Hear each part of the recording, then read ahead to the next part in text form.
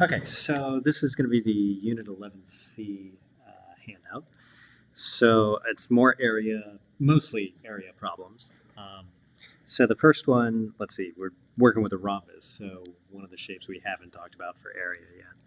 So let's draw a rhombus, and they tell you the diagonals are 12 and 20. So remember, a rhombus, the main feature of a rhombus is all four sides are the same. So, and a lot of times we draw it kind of like a flattened sort of square here. So the shorter diagonal is going to be 12 inches, and then the longer diagonal will be 20 inches. So let's go ahead and draw them in. So now you might remember a few properties of rhombuses. It's a parallelogram, so the diagonals cut each other in half. So this one would be 6 and 6. This one would be 10 and 10. The other big feature I already drew in here, the diagonals are perpendicular to each other too. That's huge, because now you end up with 4 triangles that are all congruent to each other. So really the key is find the area of one of these triangles, and then you can just multiply it by 4 and you're good to go. So the area of one triangle is just 1/2 base height. So that's going to be 1/2 10 times 6. Whoop, 10 times 6. So half of 60 is 30. So that means that the area of the rhombus is going to be 4 times that area, so 120. And in this case, let's see, inches times inches will be square inches. Okay, so that's one way of doing it. By the way, another way of doing it is, like if I left, I don't know, we could do this a couple ways. Let's say I took this triangle and I cut it out, and I placed it right here. And I took this triangle and I cut it out and I placed it right there. Then really what you could do is just find the area of this rectangle directly, and that's another way of getting the area of the whole rhombus. So that would be 12 for the side and 10 for the base, so it'd just be 12 times 10, which is 120. So a few different ways of thinking about the same idea. So it's up to you what you like. Okay. Number 2, we got 2 people, Matt and Christina. Matt has a square, area is 150. Christina's square has sides that are 3 inches longer than Matt's sides. So Matt's square is a little bit smaller. So here's Matt's square. And here's Christina's square. And hers is a little bit bigger. And I don't know either of the sides, so we'll call Matt's x, and Christina's, since they're 3 inches longer, it's x plus 3. And I know that Matt's square has an area of 150. Area for Matt's square is 150. Well, the area for a square is length times width, so it's x times x. So that's the same as x squared, which means x is root 150, whatever that is. Actually, I'll tell you what it is. It's about 12.2474. So that means that Christina's square has sides that are 3 inches longer than 12.2474. So they're going to be 15.2474.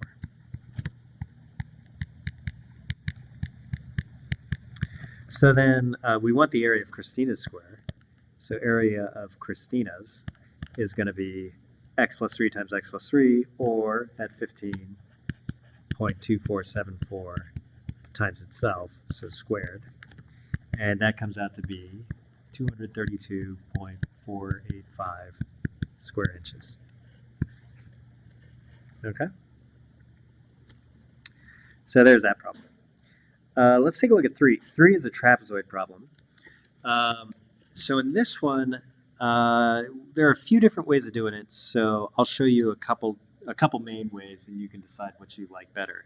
So one of the things that a lot of students like to do is they like to chop this thing into rectangles and triangles. So if we did that, I'd have to cut down here, cut down here. So, and notice the height is 5, so this is 5, and this is 5. And then right in the middle here, just this part of the 18, that part is 10. right? Because the top is 10. So what we could do is we could figure out the area of this rectangle by itself. So that's not too hard. Area of the rectangle. Actually, I'll do it over here. So the area of the rectangle in the middle is, what is that? 5 times 10. So 50. But then I don't know how long this part is or this part is, so I can't do 1/2 base height for the individual triangles. But there's a trick that you can do, which is actually get rid of this rectangle altogether and then squish those triangles together. So if you did that, then you'd end up with this picture. So there's this triangle, the one on the left, and then if I squish it right next to the one on the right there, I get that triangle. And together they make a big triangle, and the height's still 5. That's this line right here. These two parts come together right there. And the base, I don't know what the individual pieces of the base are, but I know that this part was 10. So, I know that this part right here was 10, which means this part put together with this part has to be 8. So the whole base of the triangle is 8. So based on that, I can do the area of the triangle is 1/2 base times height, which is half of 40, which is 20.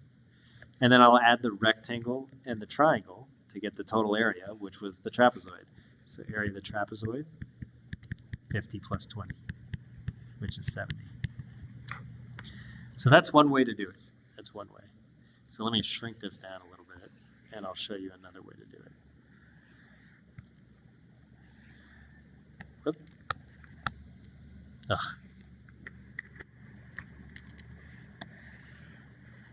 Oh my goodness. Undo. All right, I'm not going to bother shrinking it down. I'm just going to fit it in on the side. Okay, so another way of doing it. Let me redraw the trapezoid right here. So this is 18, this is 10, the height here is 5. So another thing you could do is slice it with one diagonal, not both, just one. So let me do that. Right? So I've cut it into 2 triangles, triangle 1, triangle 2. Well, if you look at triangle 2, let's look at 2 first. Right? So triangle 2, this is 18, and the height of the triangle is 5. So the area of triangle 2 is going to be 1/2 18 times 5, which is 9 times 5, 45. The area of triangle 1, right here, well, the base now is 10, and the height is 5. You could flip the triangle over and end up with a triangle that looks like this. This is the 10. The height is still 5. So the area of triangle 1 is going to be 1/2 10 times 5. So half of 50 is 25. And if I put triangle 1 and triangle 2 together, well, I get 70, which is the area that I wanted in the first place. Okay. Let's take a look at 4.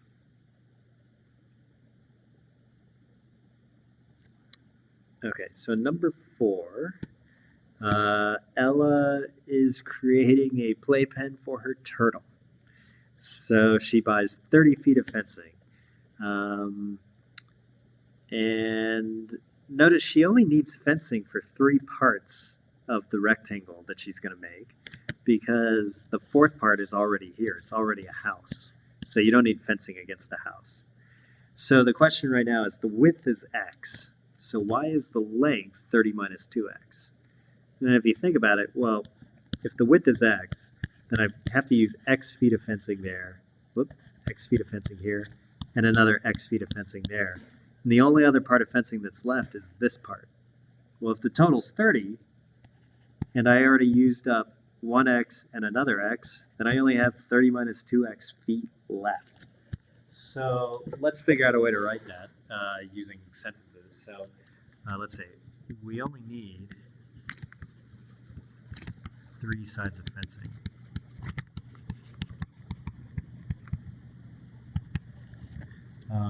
For the pen. And 2 of the sides are x, and the total is 30. So the remaining side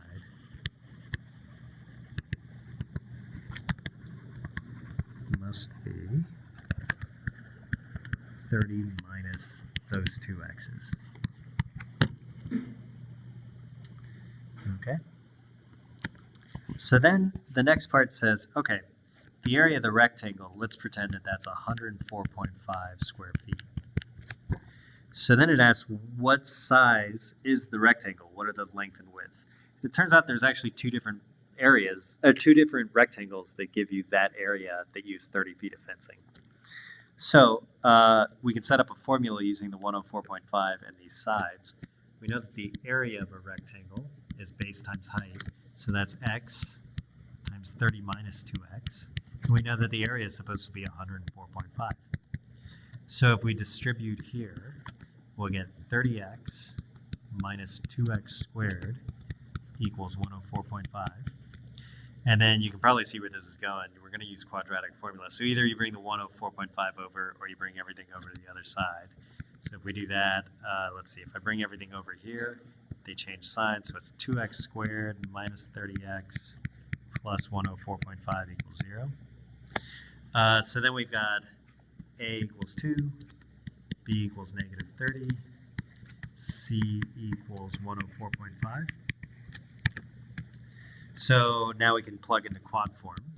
Negative b plus or minus square root b squared minus 4ac all over 2a.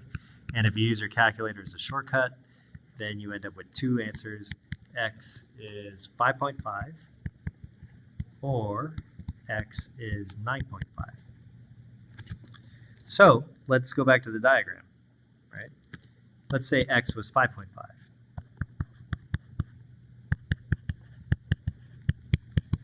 Well, then this part, the 30 minus 2x, would be 30 minus 2 times 5.5, which is 11. So the 30 minus 2x would be 19. So we could get a rectangle that's 5.5 by 19 feet. And if you did 5.5 by 19 times 19, you're going to get 104.5. And if you added up the three sides, you'd still get 30 feet. So that goes with this one. If we look at the 9.5, then this width, then this part would be 30 minus 9.5 times 2. So 9.5 times 2 is 18, 19. So 30 minus 19 is 11. So if x is 9.5, then we get the width being 11 there, or the height, or whatever you want to call it. Yeah, the length, I guess, is what we were calling it earlier. Okay, so two different rectangles, same area, and three-sided length of 30 there. Okay, let's take a look at the last problem. So in this one, it says, recall to get the area of a sector, you first find the percentage of the circle and then multiply by the area. So this is not what the question's asking yet, but if I wanted this area right here, I would do the 62 over 360. So this is the area of the sector. That's the percentage of the circle. Percentage and of circle, yeah. And then I'm going to multiply it by the area of the circle, pi, 15 squared. So this would be the area. So really what I'm doing is I'm taking a percentage of the circle's area, not the full area. Okay. So that gets me the shaded region. But if what I want is the length of this arc right here, then really what I want is a percentage of the circle's whole perimeter. And you might remember that the perimeter of a circle is called circumference. And the formula for circumference you should have learned at some point. You should have either learned 2 pi times the radius or pi times the diameter. Those are the two common ways of thinking. And if you think about it, 2 times the radius is the diameter. So those should seem the same. So what I want now is I want a percentage of the circumference. By the way, this is 62 degrees, but that's not how long it is. That's its measure in degrees. I want to know, like, how many units is it, or feet, or whatever. So in this case, we're going to, L gets used a lot for arc length. So let me say that this is L units long. Well, it takes up 62 out of 360 degrees. So that's the percentage. But instead of multiplying by the area of the circle, I'm going to multiply by the perimeter or circumference of the circle. 2 pi r, 2 pi 15. So this is percentage of the circle's perimeter or circumference. And if you work that out, that ends up being, let's see, 16.231. And if the radius was in inches, the L would be also inches. So, okay, I hope that helps a little bit, and I'll see you guys soon.